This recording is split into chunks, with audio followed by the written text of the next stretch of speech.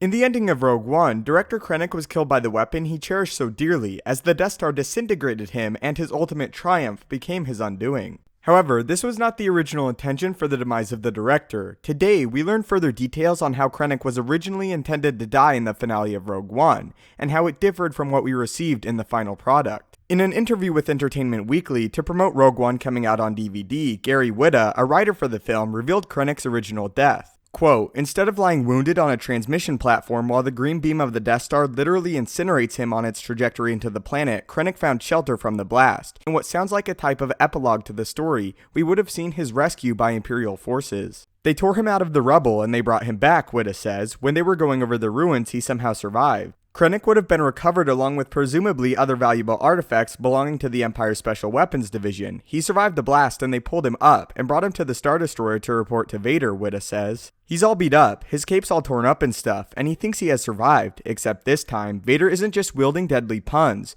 Krennic thinks he has endured, he thinks he has served valiantly for the Emperor. He thinks he has done everything right, everything within his power, right up until an unforeseen force squeezes off the air in his throat. Vader kills him for his failure, Whitta says. End quote. So that is how Krennic was supposed to die in Rogue One. Gary later went on to explain that this version of the script did not include the Darth Vader hallway scene, and big finale for Vader was to be the death of Krennic. Personally, while seeing this would have been cool, the death we got for Krennic was really fitting. As Krennic's life work ultimately destroyed him, it's also kind of a stretch for Krennic to have survived the blast from the Death Star. And of course, the Darth Vader scene in the hallway is one of my all-time favorite Star Wars moments, and not seeing that might have been a disappointment. But what are your thoughts on this alternate ending for Director Krennic? Do you like this, or do you, like me, enjoy what we got? If you enjoyed the video and could find the time, I would really appreciate it if you could leave a like, as it helps the channel out a great deal. If you haven't already, maybe consider subscribing to ensure you stay up to date with everything Star Wars related, from news, theories, and explanation videos. Thanks so much for watching, may the Force be with you, and have a great day.